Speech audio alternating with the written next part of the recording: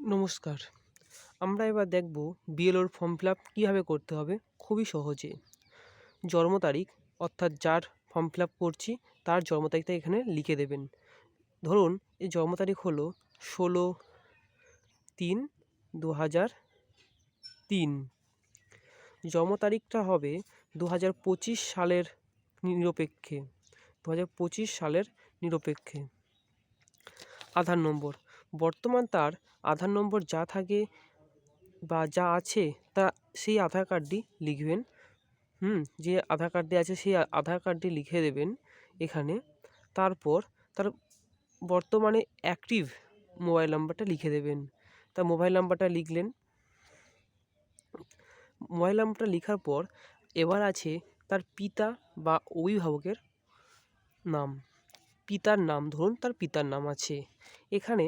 আপনারা voter list অনুযায়ী দেখবেন তার পিতা কে, অর্থাৎ তার পিতার নাম এখানে আছে। পিতার নাম আছে কার্তিক মণ্ডল, তাই এখানে কার্তিক মণ্ডল তিনি লিখলেন। কার্তিক মণ্ডল উনি লিখলেন, ঠিক আছে। তারপর লিখবেন পিতার এপিকে নম্বর।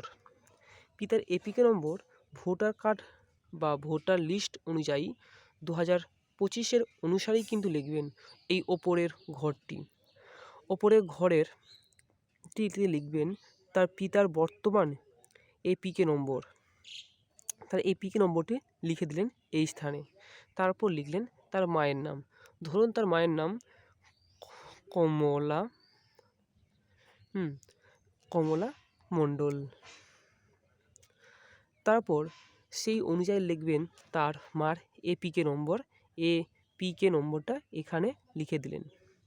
যদি তার অর্থাৎ যদি সেই ভোটারটা বিবাহিত হন তাহলে তার স্ত্রীর নাম লিখবেন, বা যদি পুরুষ হয় বা যদি মহিলা হয় তাহলে লিখবেন স্বামীর নাম্বার। আর যদি তিনি অবিবাহিত হন তাহলে কোনো নাম লেখার দরকার নেই। এরপরে যাদের নাম 2002 সালের ভোটার লিস্টে আছে, অর্থাৎ এই ব্যক্তির নাম 2002 সালের ভোটার লিস্টে নাম নেই, তাই এই জন্য এই ঘরটি ফাঁকা থাকবে। যদি এই ব্যক্তির নাম 2002 সালের ভোটার লিস্টে থাকতো তাহলে এখানে তার নামই লিখতাম। অর্থাৎ এখানে যদি যার নামে আছে, অর্থাৎ ভোটার লিস্টে ধরুন এই ব্যক্তির নাম আছে, অর্থাৎ এখানে ইনার নামটাই এখানে বড় করে লিখে দিতাম, ইংরাজিতে ক্যাপিটাল লেটারে লিখতাম। তার এপিক নম্বর, তার আত্মীয় নাম বলতে তার বাবার নাম, বাবার নাম। তাহলে সম্পর্ক হলো পিতা পুত্র। পিতা ইংরাজিতে হবে ফাদার। জেলা দেবেন নদিয়া, আপনার জেলাটা দিয়ে দেবেন। রাজ্যের নামটা দিয়ে দেবেন। এরপরে আসছে বিধানসভা ক্ষেত্রের নাম। আপনার বিধানসভা ক্ষেত্রের নামটি এখানে দিয়ে দেবেন। বিধানসভা নামটি এখানে দিয়ে দেবেন। তারপরে এখানে বিধানসভা ক্ষেত্রের নম্বর দেখবেন। প্রথমে ওপরে লেখা আছে প্রত্যেক বিধানসভা ক্ষেত্রের নম্বর। আমাদের এখানে 81, তাই 81 অংশ হলো আপনার 61। আর তার অর্থাৎ যদি এখানে তার 2002 সালের নাম থাকে তার ক্রমিক সংখ্যা কত সেটি এখানে লিখে দেবেন। প্রত্যেকটি এখানে লিখবেন ইংরাজিতে, বাংলাতে কিছু লিখবেন না। এবার যদি ধরুন আপনার 2002 সালে ভোটার লিস্টের তালিকায় নাম নেই, তাহলে আপনার জন্য এই ঘরটি, অর্থাৎ এই ছেলেটির 2002 সালের ভোটার লিস্টের নাম নেই, তাই এই ব্যক্তি এই ঘরটি ফর্ম ফিল আপ করবে। এখানে নামের জায়গায় কিন্তু তার নামটা হবে না, এখানে হবে 2002 সালে যার নাম রয়েছে তার নাম, অর্থাৎ ইনার বাবার নাম, মায়ের নাম বা দাদুর নাম বা ঠাকুমার নাম। যেহেতু বাবার নাম আছে তাই হবে এটার বাবার নাম। বাবার নামটা লিখে দেব, বাবার নাম। তো বাবার নামের এপিকে নম্বর, এপিকে নম্বরটি এখানে লিখে দেবেন। তার বাবার নাম অর্থাৎ ছেলেটির দাদুর নাম এখানটিতে লিখতে হবে। তার দাদুর নাম এখানটিতে লিখবেন। তার সম্পর্ক কী হবে? ফাদার। মানে বাবার সাথে তার দাদুর সম্পর্ক কি, ছেলের সম্পর্ক, অর্থাৎ এখানে হবে ফাদার। ঠিক আছে।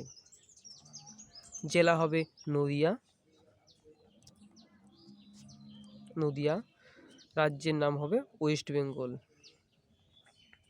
বিধানসভা ক্ষেত্র হলো রানাঘাট পশ্চিম। এটি ভালো করে দেখবেন, অনেকের বিধানসভা ক্ষেত্র খুব তাড়াতাড়ি চেঞ্জ হয়েছে। তারপর ক্ষেত্র নম্বরটা লিখে দেবেন, আপনার যা আছে অংশ লিখে দেবেন, ক্রমিক সংখ্যাও লিখে দেবেন। এবার ধরুন যখন বিএলওরা আসবে তখন তাদের সামনে আপনি স্বাক্ষর করবেন, তারা আপনার একটা ছবি নেবে।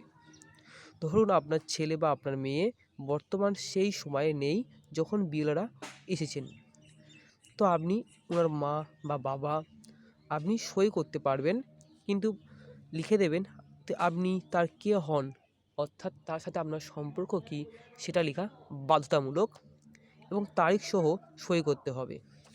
এবং এখানে একটা ছবি দিতে হবে, সাম্প্রতিককালের ছবি, একটা ছবি দিয়ে দেবেন, তাহলেই হয়ে গেল আপনার 2025 সালের বিএলের ফর্ম ফিল আপ, অর্থাৎ এসআইয়ের ফর্ম ফিল আপ সম্পূর্ণ হয়ে গেল।